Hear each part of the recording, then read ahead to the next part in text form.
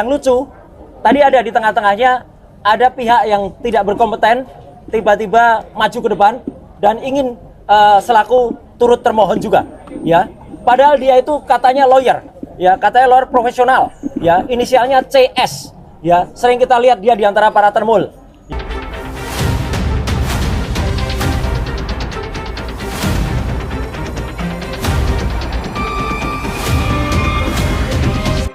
Pertama-tama kita aturkan terima kasih dan rasa syukur kita kepada Tuhan Yang Maha Kuasa, Allah Subhanahu wa taala, yang telah mengizinkan kita semua ya menjalankan sidang pra peradilan yang pertama ini alhamdulillah dengan lancar dan tanpa kurang suatu apa.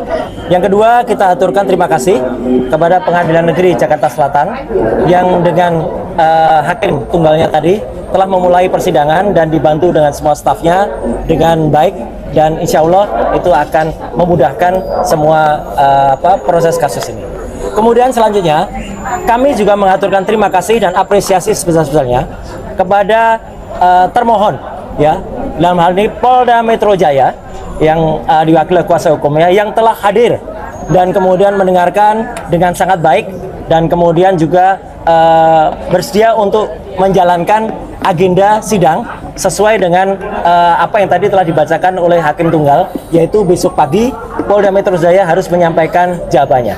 Kami juga mengaturkan terima kasih dan sebesar-besarnya ucapan kepada Kejaksaan Negeri Jakarta Selatan, tadi diwakili juga oleh Pak Eko, Ibu Putri, dan satu lagi saya kurang tahu siapa namanya, ya, Pak Jaksa, yang juga telah hadir selaku turut termohon, dan itu luar biasa, bagus sekali. Jadi termohon dan turut termohon hadir. Yang lucu, tadi ada di tengah-tengahnya ada pihak yang tidak berkompeten tiba-tiba maju ke depan dan ingin selaku turut termohon juga, ya. Padahal dia itu katanya lawyer, ya, katanya lawyer profesional, ya, inisialnya CS, ya. Sering kita lihat dia di antara para termul, ya. Itu sungguh memalukan, ya. Tiba-tiba mau ikut serta sebagai turut termohon. Itu nggak ada sejelek-jeleknya, sependek-pendeknya pengetahuan saya di dalam belajar ini, ya, dalam ilmu hukum, ya, yang namanya pihak yang mengajukan diri sebagai intervensi itu hanya ada di perdata, ya, tidak ada di dalam ini namanya pra peradilan itu tidak ada. Belajar di mana itu saudara CS itu, ya, gitu, yang kemudian saya sudah lihat sering sekali berkuar-kuar dengan di samping para termul itu, ya, gitu. Jadi itu yang terjadi. Jadi ada pihak yang kita apresiasi dan ada pihak yang kita permalukannya. Sayang saya tidak menggunakan kaos yang biasanya tertulis malu bro. Kalau ada saya buka kaosnya, saya tuliskan itu malu bro kayak gitu tuh, ya. Udah katanya belajar selaku kuasa hukum merah putih, ya, merah putih biru hitam itu namanya, ya, nggak jelas itu. Dan tadi intinya sudah dilakukan pembacaan apa yang kita harapkan nanti secara detail, ya, kemudian apa yang kita lakukan, petitum dan depositanya juga nanti akan disampaikan oleh kuasa hukum saya, ya, ada Pak Refli Harun, ada juga Pak Gafur Sangadi, dan juga tadi beberapa yang ada, dan kita sudah sampaikan apa yang kita mohonkan di dalam pra peradilan ini. Intinya adalah tentang tindakan penangkapan, kemudian upaya penahanan yang tidak sesuai dengan hukum yang ada. Tadi secara detail disampaikan, tidak adanya izin dari RT RW, tidak adanya pemberitahuan atau penetapan dari pengadilan, kemudian dilakukan dengan tidak sesuai dengan KUHP yang baru, ya, kemudian tidak juga dilakukan sesuai dengan peraturan perundang-undangan yang berlaku. Langsung selama 7 hari kalender, ya, 7 hari kerja, 7 hari kerja, sehingga besok akan langsung dinyatakan jawaban dari Polda. Kemudian juga kalau ada replik besok juga akan kita sampaikan, duplik besok juga akan kita sampaikan. Selanjutnya proses akan berlangsung dan insya Allah putusannya, insya Allah, ya, kalau saya tidak salah tadi mau dikoreksi, tanggal 7 Juli. Tanggal 7 Juli tahun 2026. Kami mohon kepada masyarakat, intinya begini, sebelum ada pertanyaan, kenapa saya mengajukan ini? Kami mengajukan ini bukan hanya untuk kami pribadi.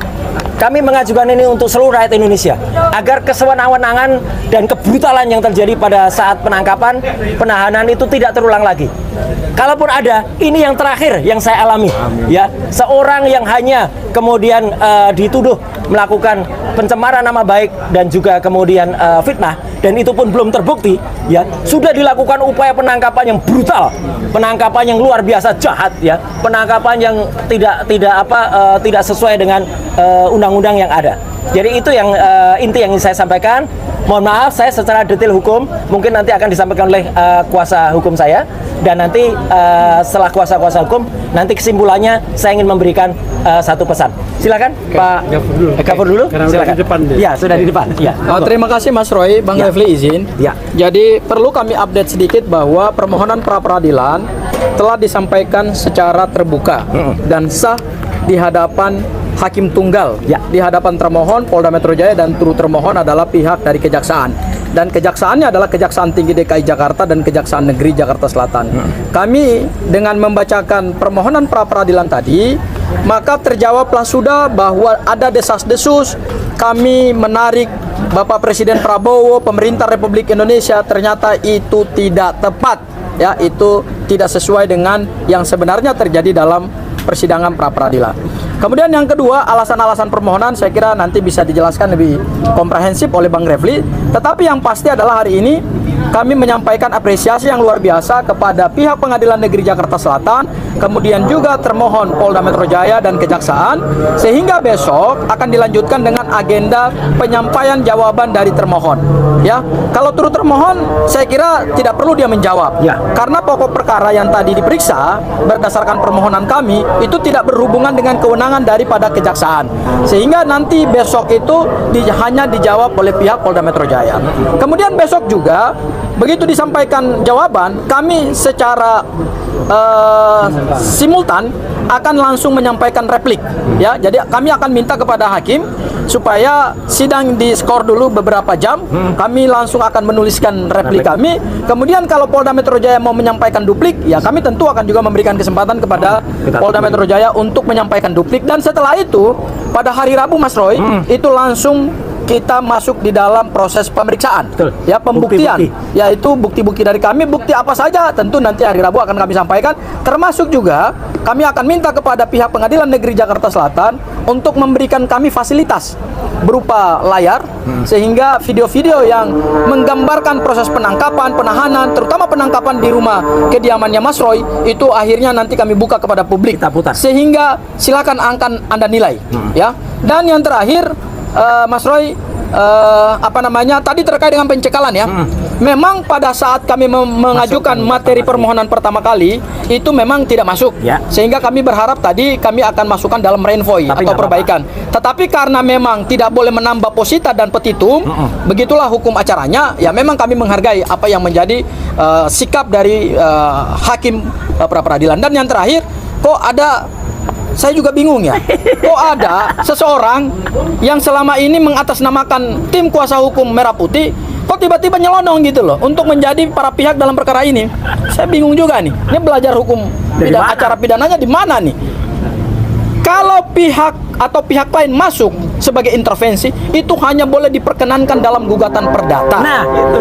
Sementara ini perkaranya perkara pidana, tidak pernah ada pra peradilan itu kemudian ada pihak lain yang tidak punya kepentingan kemudian masuk menjadi intervensi.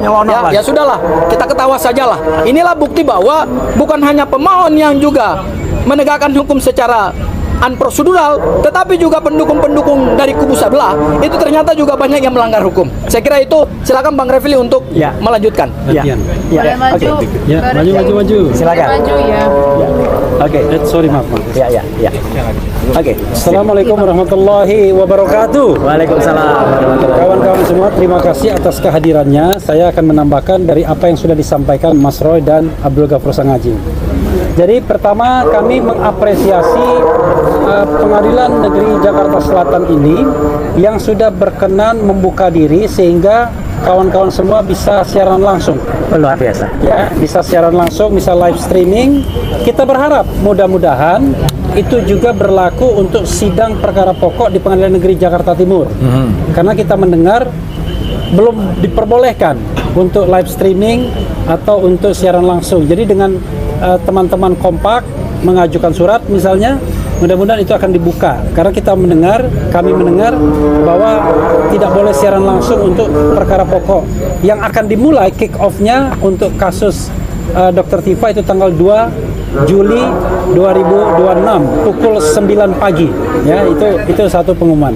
Yang kedua adalah kawan-kawan semua, seperti yang didengarkan tadi, yang diajukan itu 3 hal saja, kurang lebih babonnya, yaitu penggeledahan, kemudian penangkapan dan penahanan.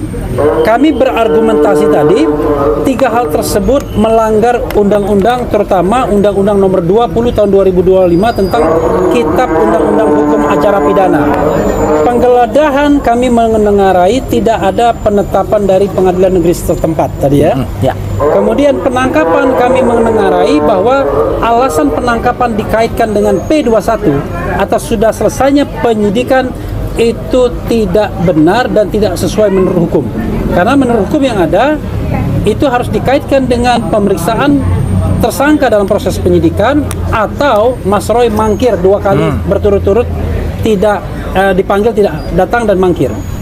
Kemudian soal penahanan, kalau teman-teman tadi menyimak dengan seksama, pasal 100 ayat 5 Undang-Undang 20 2025 tentang KUHP itu menyebut 8 alasan dilakukannya penahanan, dan dari 8 alasan tersebut sudah dibantah semua. Tidak ada satupun yang bisa dikenai kepada Mas Roy, termasuk Dr. Tifa juga.